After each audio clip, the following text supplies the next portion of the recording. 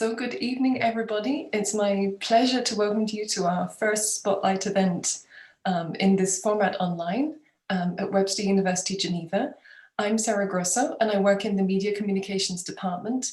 I'm a lecturer, researcher. I'm the lead professor for our MA in Communication Management. And I also have the pleasure of hosting these Spotlight events where we discuss various topics related to media communications. Tonight's topic's a particularly important one, I think, at the moment, inspired by one of our students who had the idea of talking about journalism today, the challenges facing journalism today. I can hardly think of a more important time to discuss this. We're just a few days after the International Day to End Impunity for crimes against journalists. And I'm guessing everyone here noticed that we're also a few days and still in the midst of the aftermath of the US election, which we've all been watching, of course, through the media. So tonight I have the pleasure of being joined by two award-winning guests, each in their field. We have Corinne Perkins with us. Thanks, Corinne, for joining us. Corinne is the North American editor for Reuters Pictures in New York. So we can imagine what she's been really busy covering in recent weeks. Her role is to oversee staff and freelance photographers covering breaking news and in-depth stories across the US and Canada. In 2018, Corinne was part of a team awarded the Pulitzer Prize for comprehensive coverage of the immigration story. She was originally from Australia, and she started working with Reuters back in 2000. And her other achievements include building up a Reuters Instagram account to over 3 million followers. I think I checked yesterday, it was now around 3.3 million followers. Our second guest is Gaetan Vannay. Gaetan, yeah, hi Gaetan, he's out there somewhere. Gaetan has been a reporter for over 15 years, working for Swiss and international media, including the Swiss Broadcasting Corporation, Radio Canada, Radio France, Al Jazeera and Le Temps. He's been a correspondent in London, Moscow and Geneva and has won Swiss and international awards for his reports. Gaetan is someone who I met a few years ago, and I will always remember him as being passionate about boots on the ground journalism. And that's something that he's put into practice himself throughout his career, reporting on international crises. I have a whole list of places here from Chechnya, Ukraine, Georgia, Zimbabwe, the Ivory Coast, Tunisia, where he's now based, Libya, Syria, and Egypt. He's also someone who, in relation to this, cares deeply about the safety of journalists. Currently, he's a board member of Reporters Without Borders in Switzerland, and he's chief of staff of Secure Access, which is a company that uses new technologies to develop safety and security solutions for journalists, among other people. So after that long but worthy introduction for my two guests, I wanted to talk to Gaetan about his passion for this boots on the ground journalism. I remember the first time I met you, listening to you talk about this, and it's something I always think about when I think about journalism. And I was thinking about you specifically during the recent lockdown, when all of us, including journalists, have been confined to our homes. So I'd love to hear your thoughts on COVID and this peculiar time for all of us, but also for journalists and journalism. Yeah, it's kind of a difficult moment, just having to stay home for a lot of us. But okay, one thing that was good, that in countries there were lockdowns, at least journalists in many of these countries had the authorization just to go around in order to do the reporting. They were allowed to go out even under lockdown or curfew, like it's the case in Tunisia, for instance. But if we do think about, war journalism, war correspondents getting in other countries to see what's going on, airlines were closed, so it was quite difficult to go anywhere to report about the war that was still raging, even during a lockdown or COVID or whatever situation. And I mean, for instance, all the training session that I had planned to give to other journalists also in different countries and for different companies, everything has been just cancelled, showing how it has been cut off of everything, of every reporting for more zones. And I kind of a closer example with my wife being also a journalist. I mean, she got a visa for Libya just a couple of days before the lockdown, and she has not been able to go in since March, and it's quite difficult to know what's going on in there because there is no access. So yes, in that sense, it was quite complicated, and something that is also very interesting. It's in terms of risks with COVID. I mean, even if you go round the corner or if you go in other country to report, I mean, it's a different kind of risk than the ones we do take normally when you do frontline or style environment or demonstration or whatever, or investigative journalism too. I mean, the risk you take, it's on you, and you need risk to be the only victim of it. With COVID, if you go out and catch it, you could then give it to somebody else, pass it on to somebody else. So it's another kind of risk that the risk we are facing normally, which give another kind of responsibility, another kind of mitigation measures. That's something has to be taken into consideration when we do this kind of risk assessment today. And if I just have time to add one more word about coming back also to the thematic of the cyber and digital world we are living in today to do journalism. A lot of us have been working remotely, and I'm just afraid that the simplest mitigation measure just to stay at home. And some editorial rooms love that, meaning, okay, you don't go out, it's safer, maybe it's easier to do journalism, it's faster, and especially it's cheaper with the financial crisis that are hitting the media today. So there is, I am afraid, a temptation that to send people less and less out on the ground, just to have boots on the ground.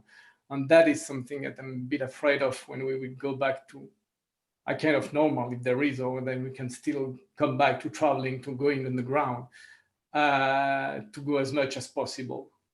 Yeah, that is about, yes, the situation and how, how frustrating it is. That is the word, frustrating. So if there's fewer boots on the ground, this means that we increase our reliance on digital technology. Do you think that has been bad for journalism? I mean, digital, no. Okay, let's start maybe from here. I mean, we hear a lot that journalism has changed with the new technologies. According to me, it hasn't. Journalism hasn't changed. I mean, why? Journalism is the activity just of gathering, assessing, preparing, and then distributing the news and the information.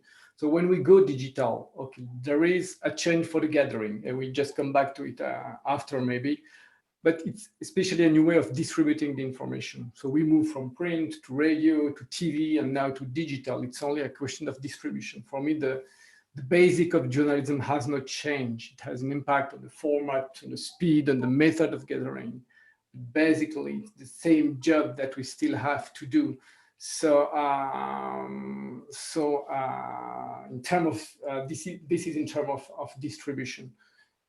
For me, it hasn't changed the basic, the truth of the job. And then it has a change, but then for the gathering, I mean, there is a new way of gathering information like data journalism. You can gather a lot of information from open sources. And we have a very good example today with the fight in Karabakh. Right? There is a lot of work that has been done in order to see where are moving the front lines, because there is propaganda from both sides going through the nets. You have open sources, satellite imagery. You have also all the posts posted by the soldiers on the front line. When you work with the geography, with the pickers, you can sort out where the front line is moving on. So there is also, this is the good part of it. I mean, there is a lot of information to gather thanks to these open sources and thanks to the access from the internet. But what we should not forget that it's not enough. Meaning that even if you have these accesses, if you can find information on the internet, it's still something that happened on the ground. It's still something that has been checked on the ground. I mean, at first you think you have to know what you have to look for on the internet or any open sources, digital sources. for that, you have to have some hint from the ground that something is happening over there. So this is why, for me, I'm just put on the ground. It still has to be absolutely there and is needed, and something not to forget when we talk about news, about something happening. It's not just frontline moving, it's people in there in the middle, and we also have to see and to talk to these people. We just have to remember that it's not virtual fact, it's something happening and having impact on people. So talking about boots on the ground as a way of talking about sources and how we find the truth beyond digital by talking directly to people. And this recalls discussions about the frequent allusions we hear these days to fake news. So what are your thoughts about how journalism is being forced to develop against this backdrop of mistrust? Yeah, that is quite difficult, because now with the social media, it's spread easily, it's easily created and easily believed. That also with the bubbles created by the algorithm that we can create, that we get, it's easy not to get out of some kind of information. And I'm always surprised when I still listen and hear when people talking to me saying, I saw on Facebook or I heard on the internet. But I mean, as I mentioned earlier, it's only a channel of communication to send information. The information has been put online by somebody, and that is the source. And I think from there have been a kind of, I would say, of mistake from the, let's say, the traditional or the established media that were there before, that when all this started to exist, we moved fast into it. We also wanted to tweet. We also wanted to be, tweeting, let's use that example, and to do it as fast as the people that was pushing information on the social networks. But you cannot be faster than somebody who's in there and who's a witness. So you are losing this competition, whatever. And if you have a witness or somebody in there pushing an information, I mean, we just forget that the process of journalism, as I mentioned before, is the gathering of the information, but also the assessing and the preparation of the information. So it's a process. It's just not gather and publish. And we lost that path because we forgot who we are when there was for a time this concept of citizen journalism. I mean, it means nothing. Either you are a journalist, either you are a citizen witnessing something, you're allowed to push it and to show it. It's not a problem. But still, in terms of credibility, if as the traditional media, when we forget a bit of this, we forget all the process to publish the information, and we lost a bit of confidence because of that, because we did mistakes.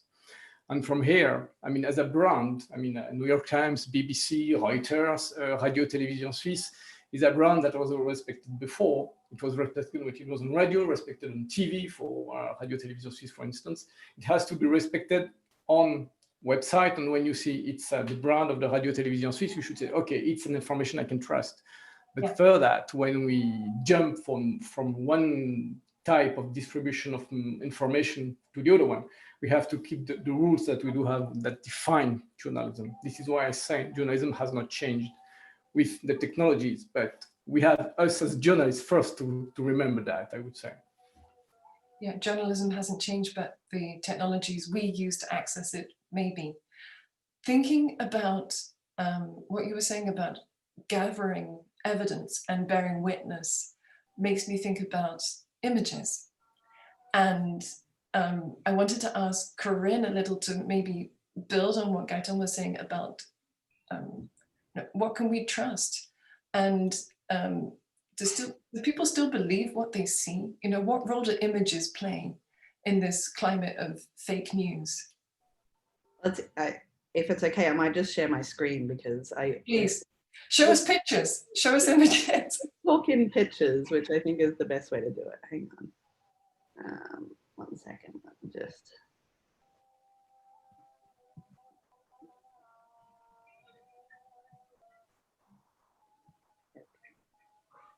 So, you know, part of my job is to decide what we cover and how we cover it. So when Gaetan is talking about boots on the ground, for us this year, the boots have been photographer boots, because we've been minimizing the risk of journalists, of reporters going out in the field. So it has been photographers taking on almost all the risks. So this is a picture of Trump's inauguration, which for me is sort of the first assault on the truth that we saw here. It was shown at Sean Spicer's first White House press briefing, saying Trump had the largest inauguration in attendance ever, period. And do you think you can maybe reshare the slides? I'm not sure if everyone can see it. sure. And if possible to maybe make the image bigger. Sure, let's try that. Is that better? For me, I can still see the thumbnails view. I don't know about Okay, hang on. Same here. Let me try it again. Hang on. I'll stop share and then I'll reshare. Let's try that. Thanks. That'd be great. We want to see your images. Okay, let's try it again. Is that better? Yes, that's great. Thank you. Okay, perfect. Yeah, so this is the inauguration photo taken by Lucas Jackson, and this was talked about at that first press briefing. So since that point, we have seen continued assault on the truth here, and we have photographers that go to every rally and they get yelled at as fake news and things like this. So the way that we've had to combat it is present indisputable visual evidence of what has been happening. So hang on, wait 1 sec. Sorry, I just want to switch to the, sorry, it won't let me 1 second. I might do it as a slideshow view.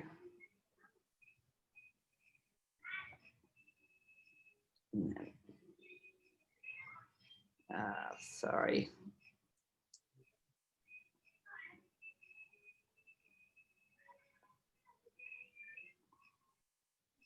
And is it going back to the small view now? Yeah, we can see thumbnails again. Okay, hang on. You know what I'm going to do? I'm just going to... Did the thumbnails get larger? Yes. Okay.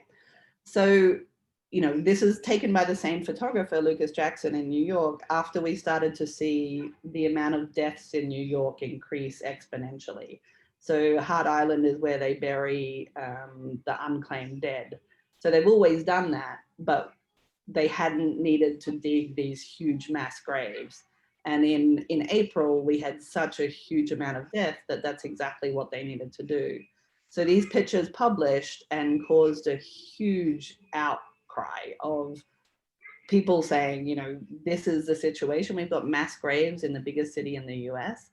And it spurred action. It meant that the mayor had to come out and say, okay, we're going to extend the time period that people have to collect the bodies of their loved ones, so that we're not seeing these mass graves. Here's another one from, there's another one of the mass graves, and then there's another one from Callahan O'Hare in Texas. And this is inside a hospital that she's got access to in Houston. And this person died of COVID, and they wrapped his body with one of, with these plastic wrappings.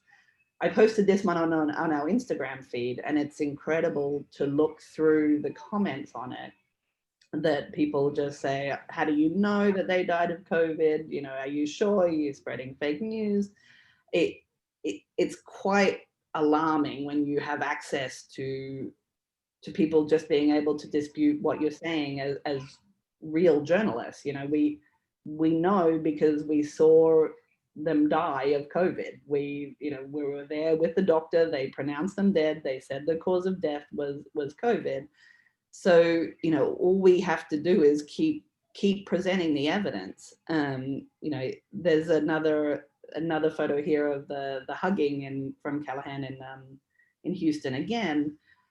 And there was people that emailed her directly and said, because of your work I've just read, I'm not going to go to a party tonight. I'd planned to go to a party. It's causing people to reflect. And I think that's part of our job. We may not get through to, the press secretary or things like this who just want to keep saying fake news, But if we can affect people's actions by showing them evidence of what's happening, I think that's a big part of our job. The one on the left is a photo from a Harlem funeral home where they were just inundated with bodies. Just, you know, they had to turn people away. They didn't have room for the amount of bodies. When we published that story, the women sort of became famous, actually. They were on TV and people wanted to do a documentary on them. Or it was these 4 women that run the funeral home. But what I thought was super important about it was the family members who had been turned away from the funeral home gained an understanding of why they had been turned away. You know, they hadn't sort of thought about these women as the other side of the frontline workers. So that's been a big one. And, you know, safety is for us key. You know, I say this to all of our staff and all of our freelancers, that it's okay to walk away from a story if it's not safe enough. You don't go into any situation without enough PPE. We have to go through the Reuters training. It's not good enough to just go through any training. So this is a story inside a COVID ward in LA, and we've only had 3 photographers in the US go into COVID wards. And they need to go through specific training with infectious disease specialists, talk through, you know, what their PPE procedure is going to be, how they discard it, you know, the disinfecting of equipment, because that's the other thing with photographers. They're not just going in and witnessing it. They've got cameras, they've got lenses, they've got phones. They have to disinfect all of that when they come out. So, and the picture on the right is the photographer with the face shield and the doctor. And the doctor is a 7-month pregnant doctor in that photo, a remarkable woman. So, I mean, that's a little bit on how we've covered COVID. Yeah, obviously this year has been, you know, not just COVID for us. It's an election. It's you know, a racial reckoning as well. So there was this really strange period where we went from, we photograph everything at a distance from 6 feet away, you know, super cautious, you know, disinfecting, not going inside anybody's home. And then after George Floyd was killed, you had thousands of people on the street, and everything that we'd sort of been telling people, it was not possible anymore. You couldn't stay away from people. So we had to sort of adapt to how to be safe in that situation, always wearing masks, try to limit the exposure, but our job is still to photograph the news. And that goes for going to a Trump rally where you have thousands of unmasked people yelling, which is sort of the epitome of what they tell you to stay away from. But it's something we still need to document, and we need to find ways to do it safely. So you can see that's one of our photographers in Georgia wearing a mask. He went back and disinfected everything, but you can see around him there's a lot of people without masks. So that's been a real safety issue for us as well. The protests themselves have been safety issues as well, with the use of tear gas, non-lethal ammunitions, and really aggressive police tactics as well that we sort of haven't seen here. So we talk a lot about when you go out to cover something, there's sort of 4 or 5 different risks now. There is the police, there is the protesters, there is COVID, there is, sometimes there's fires as well as hurricanes, and then the people who yell at you and say it's fake news, or, we've had instances where people have had guns pulled on them this year, told that they're fake news and they're starting the fires in Oregon and things like this. So it's been a lot of trying to weigh up the safety options and still make sure that we're providing the visual evidence that is needed to show the world what's happening here. I'd love to hear a little more about your decision-making process. How do you pick the image? What is it that makes a powerful image for you? It's interesting. I talk a lot about now there's a democratization of what's a powerful image. So we used to, in the media, I think, control a lot of what goes viral or what, you know, what goes on the front pages of the New York Times. But that's not necessarily the most popular picture now. You know, what happens now is people see a photo on Twitter and it will go viral from there. So these are two of our photos that went really viral this year. One is from Louisiana of Dana Clark with her son waiting to vote in early voting. And the other is two ballerinas on a Confederate statue in Richmond, Virginia. And these pictures, you know, the one on the left went viral pretty much from my Twitter feed. I put the picture out like I always do and sort of put the tag the photographer, and from there it just snowballed. There was a lot of commentators saying this sums up America in 2020. This is, you know, bravery of Black women that are holding up this democracy, and it just resonated with people. And it's been talked about, it's been repurposed. The woman in the photo has now made a children's book about it. It's sort of gotten a life of its own. And same goes for the ballerina picture. And, you know, this one is one that has resonated, especially within the Black community here, for a real strength of these young women standing on it and, you know, repurposing this Confederate statue. So, you know, we do a certain amount of selection, but I think that the audience now has a big role in the selection of what resonates. And that's really a good thing, I think. You know, this idea of gatekeepers, we can make sure that there's no fake news coming out from our end, but we don't have the power as much as we used to of saying this is the key photo that is going to define America. And I think that's a good thing. You refer to this sense of community as well in your bio, and you mentioned that through, I think, the Instagram, maybe elsewhere, you were really trying to create an inclusive and diverse community. Yeah. So I'd love to hear what do you do to incorporate diversity and inclusivity into your work? I mean, since I've had this job for about 3 years, we've really looked at revamping who we're using. We had as photographers across the country, and looked at tapping into local photographers who understand their region and their community. And also, you know, our population of staff photographers is predominantly white men. And so we've looked at our freelance population as an opportunity to get some balance there. And, you know, both of these were taken by women. We really tried to tap into networks that are here as well, and have, you know, not just tap into it for a month or two, have a really sustainable plan for these are the people we're going to invest in, and what does their training look like, what does their future staff positions look like, and things like this. So, you know, there's a couple of people that we have across the country. Callahan in Houston is an amazing photographer. So she's somebody that we really want to make sure she has all the opportunities with Reuters, and that can be from election coverage to COVID coverage to she covered the funeral of George Floyd in Houston, and has the opportunity to work with more experienced staff photographers to learn from them as well. And the photo I showed of Brandon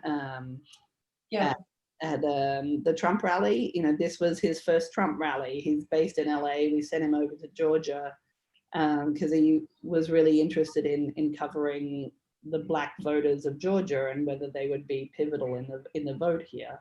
So we paired him up with a Black journalist who came in from DC, and they did fantastic reporting down there. So it's sort of, you know, making sure that we've got a sustainable pipeline roster and things like this, I think is really something we need to do to make sure that people feel reflected in our coverage. The other thing we talk a lot about is make sure that we've got a nuanced coverage for every community.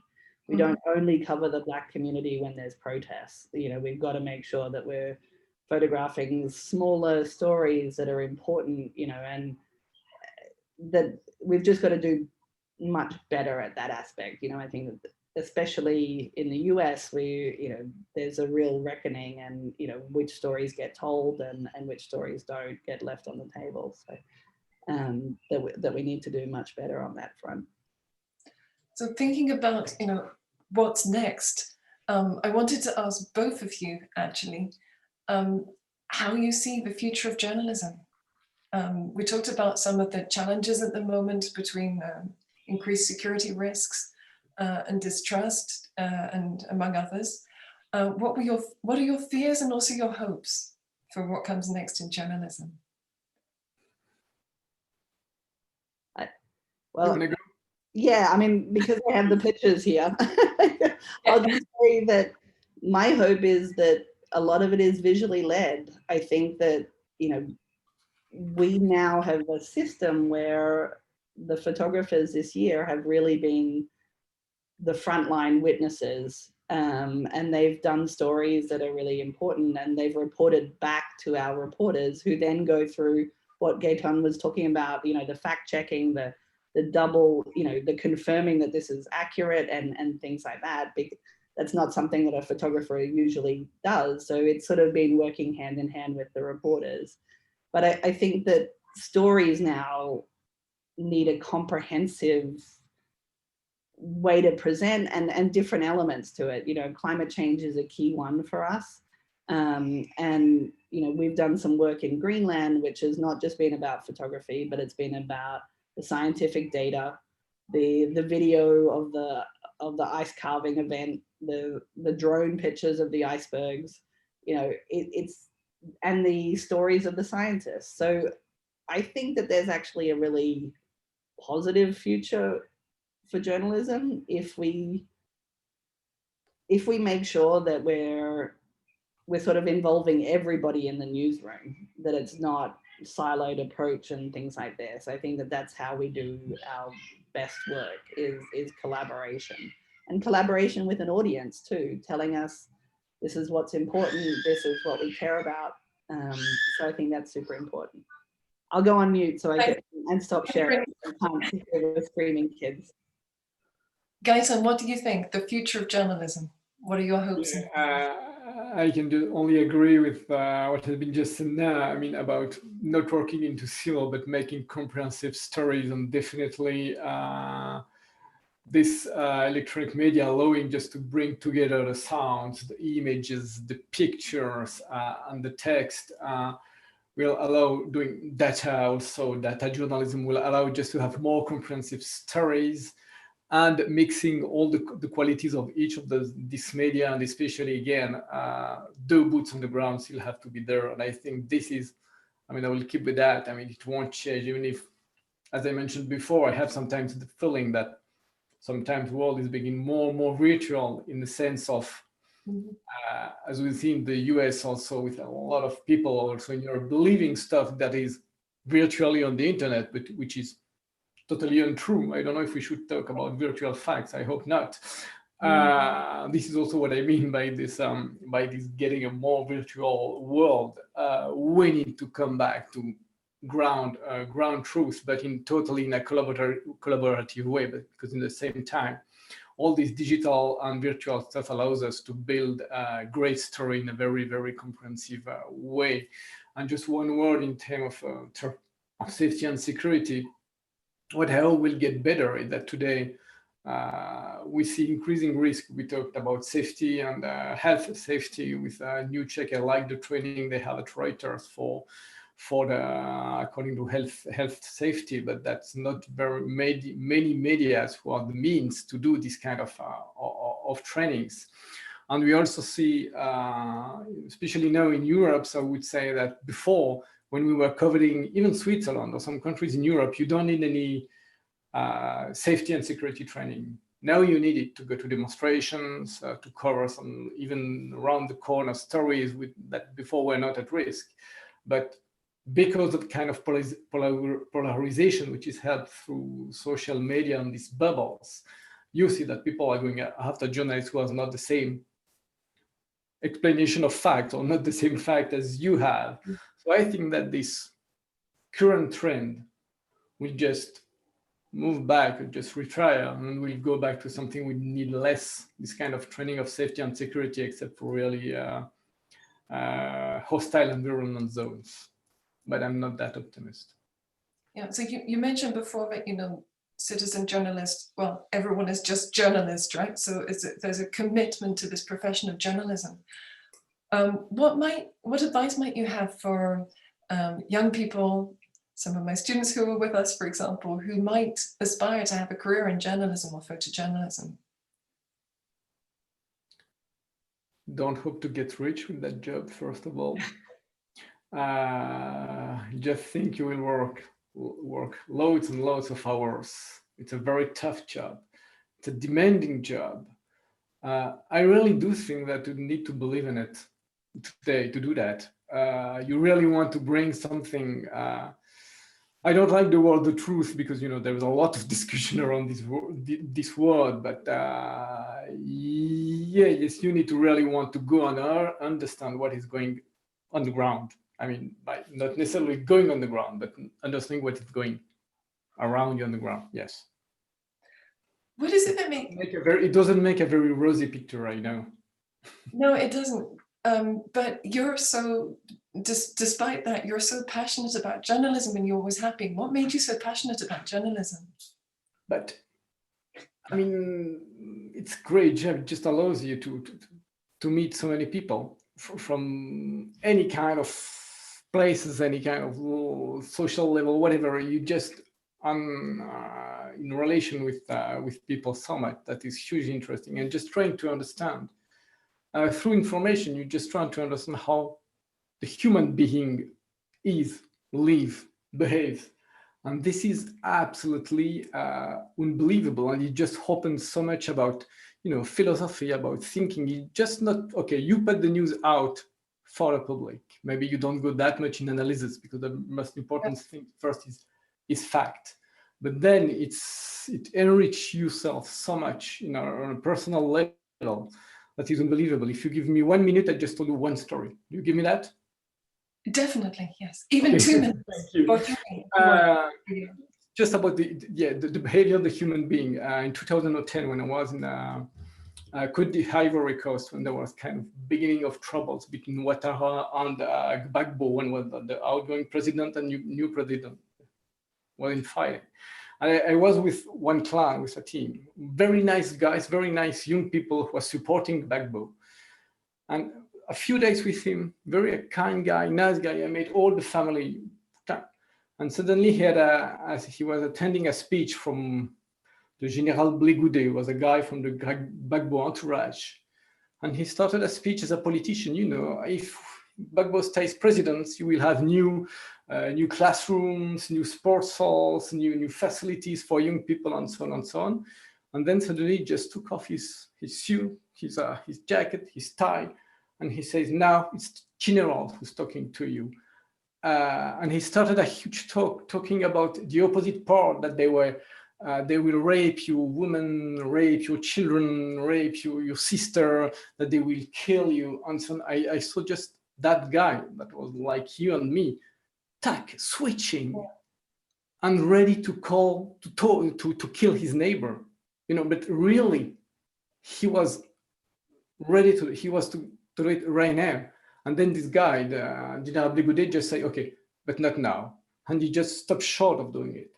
But I just saw that guy switching like that. And I'm just wondering myself, what should be the triggers and by whom, in order to also to change that like that in a split of a minute. And when you witness that, it's very interesting. I mean, first it's very disturbing because it's a human being like you. And then it's deeply interesting then to reflect about it. So you bet out the facts, sure. But then in terms of, as I said, that is what passionates me about this job. Analyzing the human being through this lens of the fact in these kind of situations. Sorry, it was a bit longer than a minute. No, that's fine. I mean, I'm an anthropologist. I don't need much convincing about passion for understanding human beings in the world that we live in. And what you're saying about learning through observing and learning through witnessing and we observe and witness through the media, especially if we've been confined in our homes. And Corinne, I want to turn the question back to you as well, because as with Gaetan, your passion comes across the images. So can you say a few words maybe as well for our aspiring photojournalists? Yeah, I mean, I sort of advise people to have the passion, not just for photography, but for what are you interested in covering? It's now, you know, the sort of generalist idea of like, okay, I do sports today, I do court cases tomorrow, and do immigration the next day, is sort of changing. We now have photographers who for 10 years have been photographing immigration issues. And that's how you get the pictures like John Moore's amazing image of the girl begging, you know, crying when her mother was arrested as they crossed the border, which quite literally changed the policy of the government. Without that single photo, the family separation policy could very well still be in effect. So, you know, that's the ideal scenario, is that you create pictures that change people. And it may be ones like that change, you know, have huge changes. But, you know, the fact that somebody saw those pictures of the Houston hospital and decided not to go out that night, that's helping stop the spread. And for me, that's still the reason why we do it, is not for the front pages or whatever. It's that you're having some impact in the world by telling them the truth. And for us, it's showing them the truth. And so, you know, we sort of, I might do another screen share if that's okay. Yeah, sure. How it goes. So, you know, the photo on the left is a migrant mother in Tijuana. And this picture is by Kim Kyung-hun, who's been a photographer for Reuters for 15 years. He works day in, day out, incredibly hard, covering everything from, you know, when he started in South Korea, the political situation, protests, things like this. And then, you know, on this day in Mexico, he took this defining picture of the caravans, and it became used as like, people were doing forensics on it.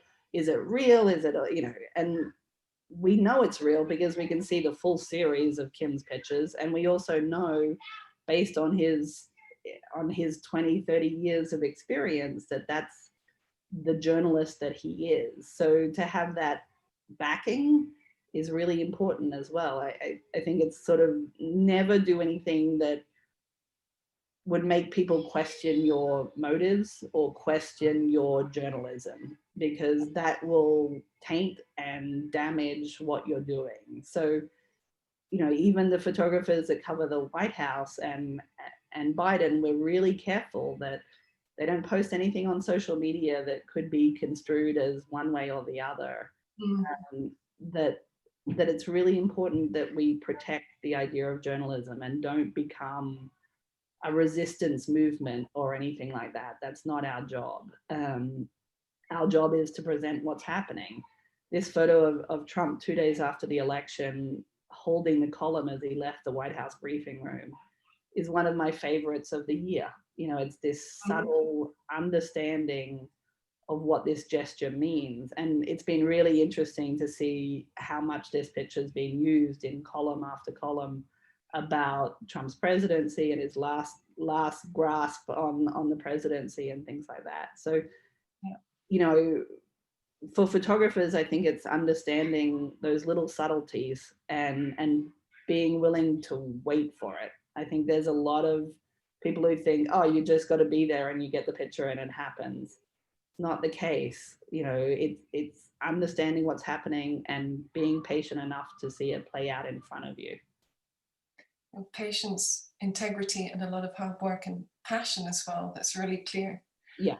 Yeah. So there's the picture. Trump is, you know, with one of the biggest columns at the Atlantic, that Trump is the loser, and they use our picture, which is great. Wow. I could talk to both of you all night, but it's probably about time that I open up the floor to any questions that we might have coming in from our audience who are here. So people can feel free to share any questions through the chat as well, or to chip in if you would like to do so. So do we have any questions from our audience?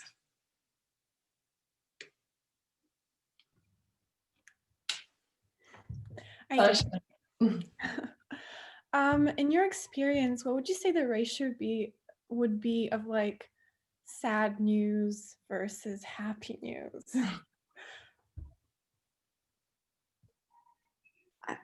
I don't know. I mean, we keep trying to go back to happy news, and then sad news keeps happening. So it's difficult. I think early on in the pandemic, we were doing a lot of, you know, drive-by 104-year-old birthday parties and things like that, and that was lovely, you know, or kids' birthday parties, and they're all dressed in Star Wars ones, so they have masks on, so they're distant enough. So I think even in the horrible news, there's a way to find the happy news. And, you know, I talk to the photographers a lot about not finding the frivolous news. I think that that's the difference as well, that it can be positive, but I'm not for like the frivolous, like, you know, means nothing type, you know, are people going to wear their summer dresses even though it's COVID? For me, that's not a photo story that is as important as, you know, the Harlem Undertakers dealing with the COVID deaths. So you know, I may be more on the serious end, but I think it's still important to find the glimpses of joy in tough stories, and that's what this is. It's a really tough story. Thanks, Corinne. Gaetan? You know, I don't know. I mean, for my part, I mean, covering mainly, say, hostile environmental journalism. I mean, it's clearly mainly the ratio is bigger in the bad news than the good news. But even in that kind of context, we are also even maybe more looking for some good news, which are not frivolous, also, which are not just one detail, but which has some meanings. Trying to looking for to show sometimes some glimpse of hope in these habitually darker situations. But if I have to tell a ratio, I said unfortunately it's more bad news, if we call them bad news, than good news. Okay, thank you both. Sarah, can I ask a question? Yes, Peter, of course you can. Yep. Okay. I'm wondering if you have any thoughts on what it will mean for journalists. Peter, your sound cut out in the middle of that. Can you repeat your question, please? Yes. If Julian Assange is successfully extradited and prosecuted for espionage, what do you think that will mean for other journalists and other publishers?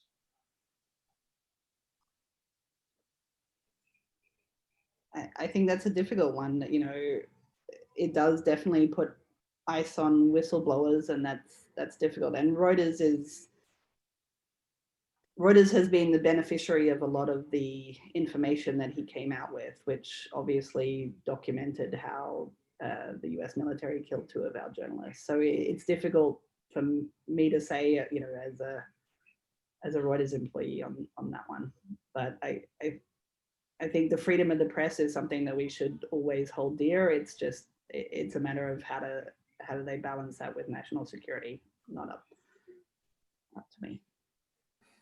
Yeah, it will probably make whistleblower think twice before doing it, but I think and hope you won't stop it.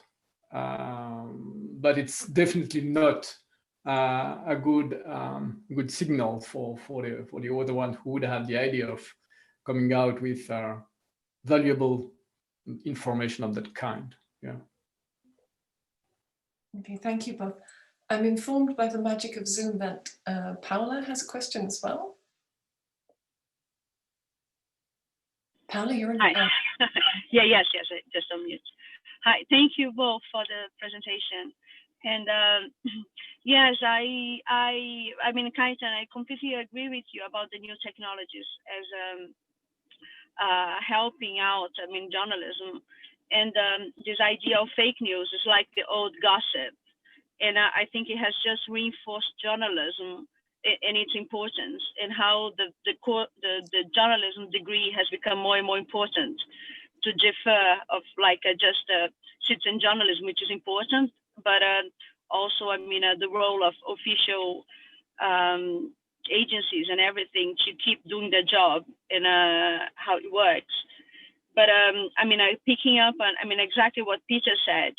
I mean, we've been seeing, and has just come out a documentary about, I mean, how government has been treating journalists, and how we, I mean, how journalists has been treated, and how the unions have been having fight. I mean, unions has been attacked all over, but especially how difficult has it been to protect journalists? And I mean, how do you see this in as a future for the career per se? I mean, do you have anything you can see that for the young that's watching? I mean, is it another down point for the career? How do you see it?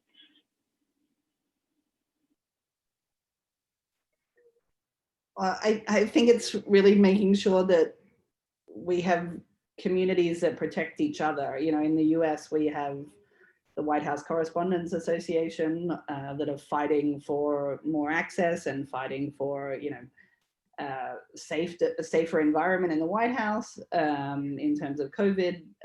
We have the NPPA that run out freelance courses on hostile environment and PPE and things like this. So I think that there is room for more of those as global organizations too, to look out for safety and push against the forces that are trying to stop journalism. You know, and I think at the beginning, when the fake news tag was being sort of thrown around, people didn't understand how damaging it would be. And I think there's now an understanding of how that's being used by governments across the world. You know, we saw 2 of our journalists in Myanmar in prison for 18 months. So, and there is definitely, you know, a concerted push to squash journalists doing good work. And, you know, we have the CPJ and things like that that fight against it. So, you know, I always like to think that the good guys win out in the end, and that that's what journalists should be doing, and supporting each other in that effort. Yeah, I like when you said that the fake news, I mean, should reinforce the need of journalism. But I don't think it reinforced journalism. I think currently, I believe there's more weakening of journalism than reinforcement from I mean, even from, if you see in the term of legislations, even in Europe, especially when there are some special situations like with COVID, with the demonstration that we witnessed in France with the Gilets jaunes, for instance. You know, then the police was a bit heavy on demonstrators, heavy hand on them, and there have been a lot of pictures documenting this, let's say, violence from some police against the demonstrators. There has been a law that has been talked about today in the legislative body in France to forbid taking pictures of policemen in action in the streets during demonstration. That means that we couldn't, even for journalists, not only for citizens. So that means that we just weaken the freedom of information. So it's interesting because in the same time, you know, you have the president of France talking about the freedom of speech, the freedom about the caricaturing the prophet, and so on, Allah. At the same time, having his majority going through with this kind of laws. And I think we could connect them and think about it. So yes, the need of journalism is reinforced by all the fake news, but in the same time, I think a lot of institutions, not necessarily official institutions, but a lot of bodies, a lot of different corpses are quite happy with all this fake news going out, messing a bit the truth, which is now difficult to what is true, what is not true, because maybe a little bit harder sometimes to understand. And that I guess help a few, some people enjoy that quite well. So yeah, that is my thing now. Yeah, they Thanks. try to put everything in the same package. Yeah. Yeah, they don't. It's interesting because I mean that wasn't practiced by the Russians already, and there has been a theory on that for quite a while by the Russians. I mean, I lived and studied in Russia, and I was very interested in that. Is that you don't need to lie absolutely. You just have to turn a bit around the fact and say, okay, my truth is as good as yours. So you instill a kind of doubt. But what exactly happened? And from there, it opened a crack, and it becomes quite difficult. And that is what is played around when we talk about fake news. It doesn't mean you say white and it's black or the other way around. It's much more subtle than that. Thank you, Gaetan. Does anyone else in the audience have a question they'd like to ask our speakers? I have a question. Okay, Joe? Yeah, so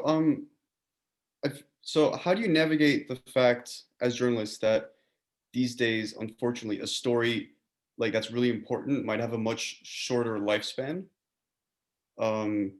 And like it could, like the interest in it could be over before the story itself is over. That's the story of this year. I feel like it's, you know, it's been brutal.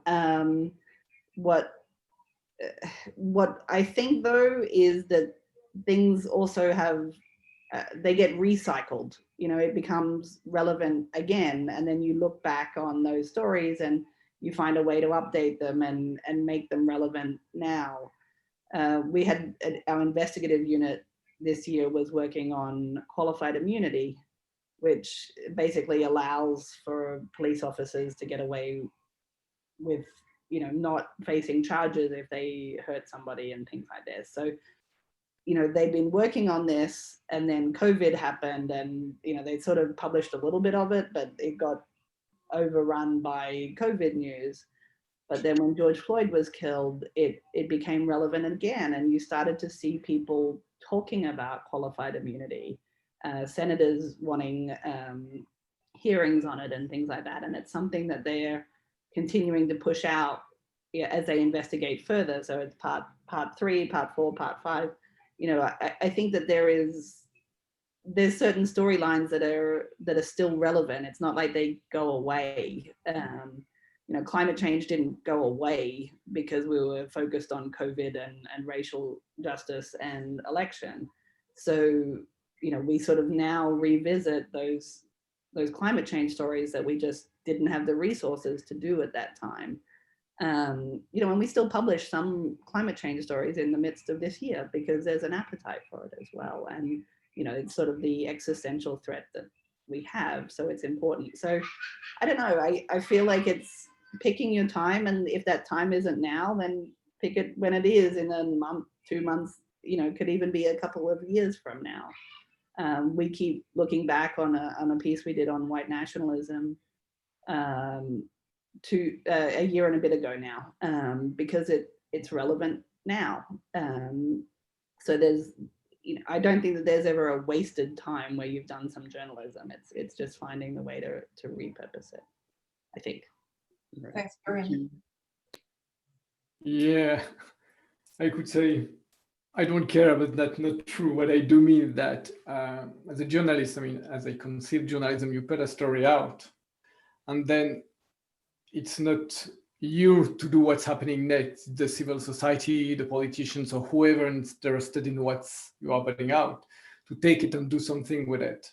So maybe it's just split up a second because something else is happening. Okay, but you've done your job. You put that out. If people are, there's no direct impact immediately. Maybe it's, as Corinne said, maybe it's just put out later on again. But if it's not, it's not. You did what you have to do as a journalist. You just take the story, and just put it there. And then who want to take it, who want to go ahead with it, do something, just do it. And then it's not my job to change the political agenda, to have an impact with the story about. This is not my job. So this is why I say I don't care. I do not care at all. I mean, I'm happy something happening out of the story I published. But okay, I mean, if we were unhappy each time or think about quitting the job each time a story just doesn't make any impact or you just forgotten the next day, you wouldn't do that job very long. Okay, thank Right. you. Thank you. Are there any final questions from the audience? Yes, I have one question. Amir?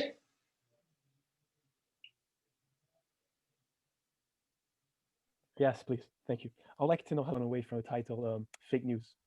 How are they going to gain trust if it could be possible?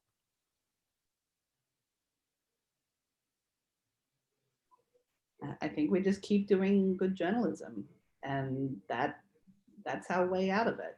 We fact check the stuff that's not correct. We have a whole fact checking unit at Reuters that sort of goes through what's spreading on the internet and says this is not true, this is not true. And I think journalism institutions are getting better at headlines that spell out what's true and what's not true, what people are saying that's not true. So I think we're learning all the time, but we need to keep verifying things and keep presenting the evidentiary journalism as well.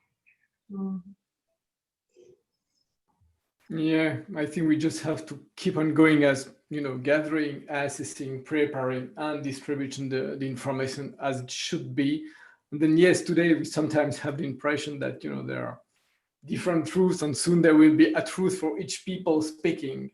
But when this happens, there is no society possible anymore because there is no consensus around nothing. So you cannot have a society living if there is no some consensus somewhere. So when we will go at the extreme of this kind of movement of splitting, we will come back to what's really on the ground going out. And people will come back to journalists and journalism saying, okay, these are such and such media, we can still trust them. They always keep on doing this kind of journalism, fact checking and so on. So we can come back to trust them again. I mean, I hope there will be this kind of balance one day, but yes, we just have to keep on going, doing it professionally. It comes back once again to your integrity and your hard work. That's very much the case. We're getting short on time. I wanted to leave both speakers with a very loaded question that I'd love you to answer by just summing up in a couple of sentences, just easy like that. Why do we need journalists?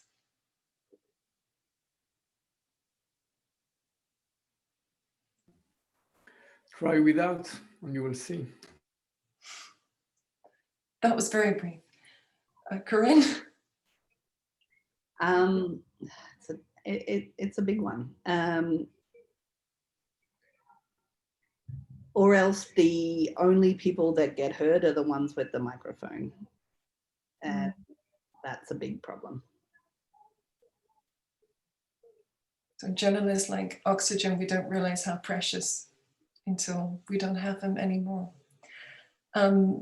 So on that note, Sorry, may I just yes. about the experiment of just try without journalists. Try for a couple of days just not to consult any journalist information internet site, going only on whatever sources which is not journalistic, that you don't know exactly who they are, what they do, what they say, where they are come from. There's no brands behind you think, okay, I can trust it. Just try and see which kind of news you have at the end of the day. What do you believe or don't believe? Try to remember what is going on in the world if I just don't check a journalistic internet site or on my feed on Facebook, any media or journalist or whatever. You can try to do in a world without journalists. You can try it virtually. That sounds like a good experiment, but shouldn't be too long-lived. Which brings me almost back to the beginning. When we were preparing this event, I think I wrote to Corinne, who was very busy with the US election, the world is watching. And that's literally what we mean. Then after hitting send, I was thinking, we're watching your images. We're watching your reporting. That's what we're watching.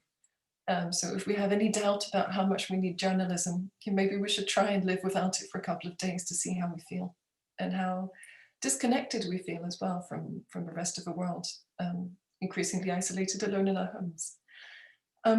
Before I thank our speakers and say goodbye to everybody, I would like to extend an invitation to our next event, which will also be related to photography, and which will be hosted by the head of our media and photography department, also a talented photographer himself, who is here. So I will give him 1 minute to briefly plug his event. Francesco?